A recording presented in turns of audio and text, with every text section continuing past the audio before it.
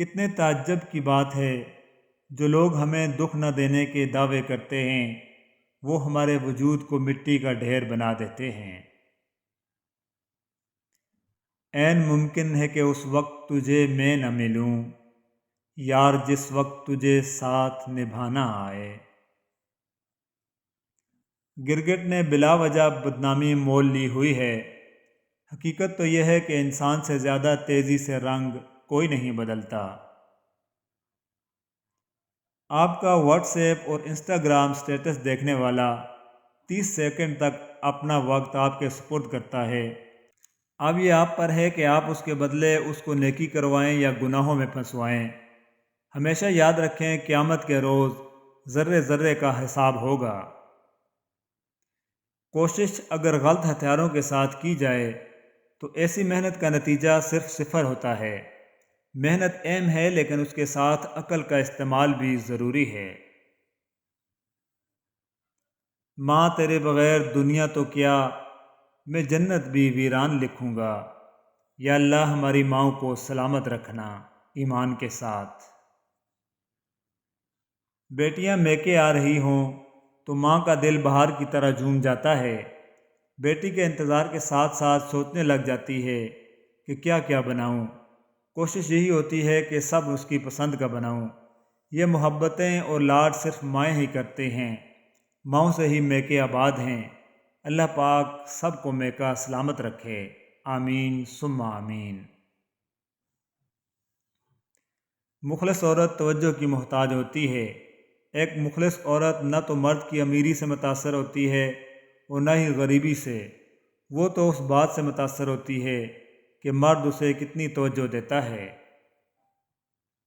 زیادہ تر لوگ یہ سمجھتے ہیں کہ عورت یہ سننا چاہتی ہے کہ وہ بہت خوبصورت ہے، جبکہ اصل میں وہ یہ سننا چاہتی ہے کہ میں تمہارے ساتھ ہوں، ہمیشہ رہوں گا، تمہیں کبھی اکیلا نہیں چھوڑ سکتا، ہم دونوں ہر ایک مشکل کا سامنا مل کر کر لیں گے۔ سورہ کہف میں ایک سبق ہمارے لیے یہ بھی ہے کہ جب کچھ ایسا ہماری زندگی میں ہو رہا ہو جس کی سمجھ نہ آئے تو ہمیں صبر کر لینا چاہیے، کیونکہ ضروری نہیں کہ ہمیں ہر چیز کی حکمت فوراً ہی سمجھ آ جائے۔ کبھی کبھی یہ باتیں وقت کے ساتھ سمجھ آتی ہیں، وقت سارے راز کھول دیتا ہے۔ وہ تم کو سکھا کر زاویہ ضبط کے پھر توکل کی راہ پر لگاتا ہے۔ توکل وہ راستہ ہے جس کے ذریعے آگ ٹھنڈی کر دی جاتی ہے، جو دریا میں بھی رستہ بنواتا ہے، جو یوسف کو یعقوب سے ملاتا ہے، جو شدید طوفانوں میں بھی کشتی نوح پار لگوا دیتا ہے۔ بے شک بھائیوں نے یوسف کو مارنا چاہا مگر ناکام رہے، باپ کی نگاہوں سے دور کیا مگر محبت اور بڑھتی گئی، غلام بنا کر بیچ دیا مگر خدا نے بادشاہ بنا دیا۔ اس لیے لوگوں کی چاہت سے تم پریشان مت ہو، کیونکہ اللہ کے فیصلے اور چاہت سب فیصلوں پر بھاری ہیں۔ دو میٹھے بول انسان تو کیا، حیوان کو بھی زندگی بھر کے لیے اپنا بنا سکتے ہیں۔ اگرچہ مختصر رہیں لیکن مخلص رہیں۔ کئی بناوٹی چاہنے والوں سے ایک مخلص چاہنے والا بہتر ہے۔ اگر گھر میں ایک بھی شخص حق پہ ہے، صحیح فہم رکھتا ہے اور سب کے ایمان کی فکر کرتا ہے، دن رات دعا اور اصلاح میں مشغول رہتا ہے، اس کے ہی بہت اثرات ہوتے ہیں۔ ہمت سے لگے رہنا چاہیے، چراغ ایک بھی ہو گہرے اندھیرے دور کر دیتا ہے۔ آپ اپنی منزل پر کبھی نہیں پہنچ پائیں گے اگر آپ اپنے راستے میں بھونکنے والے ہر کتے پر پتھر ماریں گے۔ قافلے ریت ہوئے دشت جنوں میں کتنے، پھر بھی آوارہ مزاجوں کا سفر جاری ہے۔ زندگی میں بہت ساری باتیں خلاف توقع ہوتی رہتی ہیں اور ہمیں ناقابل برداشت بھی لگتی ہیں، مگر بہرحال انہیں سننا ہی پڑتا ہے، یہی زندگی ہے۔ زندگی جب کچھ دیتی ہے تو احسان نہیں کرتی، اور جب لیتی ہے تو لحاظ نہیں کرتی۔ حق مسئلہ یہ نہیں ہے کہ حق بات کہنے والے علماء کرام ختم ہو گئے ہیں، مشکل یہ ہے کہ ہم صرف اپنی مرضی کا حق سننا چاہتے ہیں۔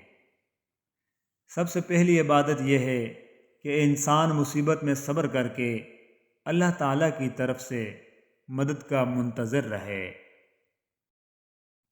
ہم سفر خوبصورت نہ بھی ہو مگر قدر کرنے والا ہونا چاہیے، کیونکہ گھر پیسے اور طاقت سے نہیں بلکہ محبت اور اتفاق سے بنتے ہیں۔ جب دل تھک جائے تو جان لو کہ آسمان سے تمہاری مدد کے لیے قبولیت کا اب کوئی نہ کوئی دروازہ کھلنے لگا ہے۔ مجھے برداشت کی نصیحت نہ کیجیے بلکہ میری جگہ آئیے اور برداشت کیجیے۔ ہر انسان اس شخص کے سامنے خود کو مصروف ظاہر کرتا ہے جس کو وہ اہمیت نہ دیتا ہو۔ اگر کوئی انسان ایک سے زیادہ بار آپ کو یہ کہہ کر نظر انداز کرے کہ میں مصروف ہوں تو سمجھ جائیں آپ غلط دروازے پر دستک دے رہے ہیں۔